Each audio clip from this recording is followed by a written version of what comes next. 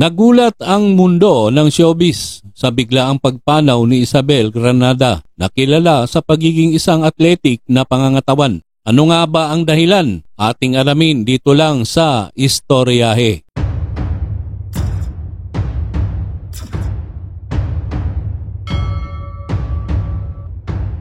Ang channel na ito ay tumatalakay din ng ating kasaysayan at mga bayani.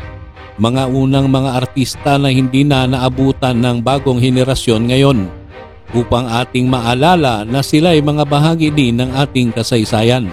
Ang Istoryahe Channel ay isang maliit na kasangkapan upang hindi tuluyang makalimutan ang nakaraan.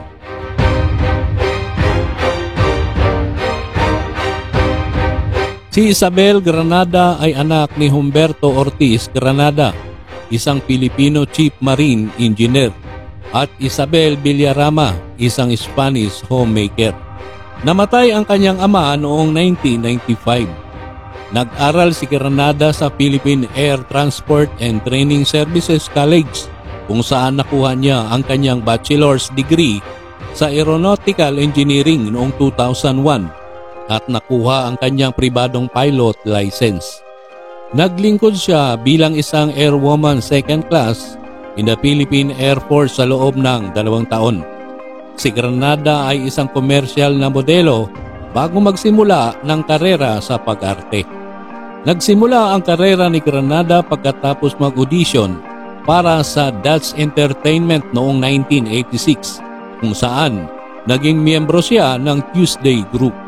Siya ay bahagi ng cast ng pelikulang Ligaya ang Itawag Mo sa Akin na pinagbidahan ni Rosana Roses at binigyan ng FAMAS Award para sa Best Supporting Actress noong 1998 para sa kanyang papel sa pelikula.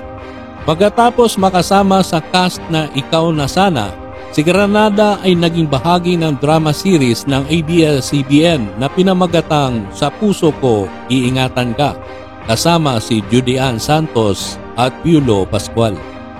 Nagpahinga si Granada sa showbiz mula 2004 hanggang 2006 matapos ipinanganak ang kanyang anak. Bumalik siya sa pag-arte noong 2007 sa GMA Network sa isang sine-nobela, Pasan Ko ang Daigdig at Saido, Pulis Pangkalawakan. Noong 2008, gumanap siya sa role of Elena Valderrama sa remake ng Kaputol ng Isang Awit kasama ang co-star Glyza De Castro at Lobby Po na ipinalabas sa GMA Network. Lumabas din siya sa romantic comedy drama na Philippine remake na La Lola. Noong 2009, isa siya sa mga guest star sa Philippine adaptation ng Zorro. Sa kanyang mga huling taon noong 2013, sumali siya sa Bida Kapamilya Celebrity Round ng Age Showtime kasama ang kanyang kapamilya at muli siyang nagtatrabaho sa Got to Believe ng ABS-CBN bilang Tessa kasama sina Catherine Bernardo at Daniel Padilla bukod sa iba pa. Noong 2017, ginampanan niya ang mapaghamong papel ni Jessica sa Wish Ko Lang kung saan ipinakita niya ang isang babae nagbalat kayo bilang isang lalaki para lamang mapakain ang kanyang mga anak. Walang nakakaalam na ang bagong karpintero ay isang babae.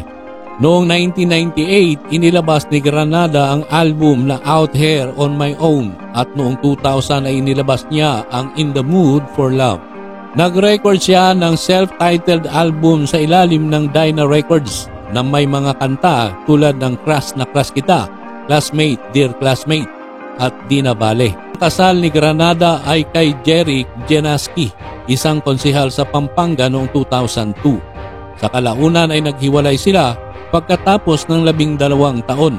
Ngunit ang kanilang relasyon ay nagbunga ng isang anak, si Hubert Thomas Jericho Granada Aguas. Ikinasal siya kay Arnel Coley noong 2015 at naging madrasta sa kanyang mga anak na babae, si Sarah, isang batang modelo, at Abby Coley. Around 2006, si Granada ay sumailalim sa operectomy ng kanyang kanang obaryo pagkatapos magkaroon ng cyst. Muli siyang sumailalim sa operasyon noong 2008 matapos tumubo ang 2 cyst sa kanyang kaliwang obaryo na aksidenteng natuklasan sa panahon ng pagtanggal ng isang benign tumor sa kanyang matris. Noong October 25, 2017 nabigla ang mundo ng showbiz nang makoma si Granada matapos makaranas ng 6 na cardiac arrest sa isang meet and greet position kasama ang kanyang mga tagahanga sa Doha, Qatar. Si Granada ay naglakbay sa Doha kasama ang kanyang asawa upang dumalo sa Philippine Tourism and Trade Conference kung saan siya ay isang panauhing tagapagsalita. Siya ay isinugod sa Heart Hospital, Hamad Medical Corporation at kalaunan ay inilipat sa Hamad General Hospital. Si Granada ay dumanas ng pagdurugo sa utak at aneurysm na nakaapekto sa kanyang puso. Noong October 27, 2017, idiniklara siyang brain dead. Namatay si Granada noong November 4, 2017 sa edad na 41. Ang kanyang bangkay ay nakahimlay noong November 10 to 11 sa Sanctuary de San Jose sa East Green Hills, Mandaluyong at nakremate noong November 12, 2017. Naulila ni Isabel ang kanyang mister na si Arnel Principe Colli, anak na si Hubert Thomas Jericho Granada Aguas at ina na si Isabel Mami Guapa Villarama. Si Hubert, 14 years old, ay anak ni Isabel kay Jericho. Marami ang nagulat sa kanyang biglaang pagpanaw na hindi mo akalain na sapitin ni Isabel dahil sa athletic nitong pangangatawan. Shout out sa mag-asawang Jojo at Ashley Yongko, ganon din kay Marianel Roque at mag-asawang Mel at Tina Roque, Pubs TV Official, Ronald Grutas and family. Maraming salamat sa inyong panonood.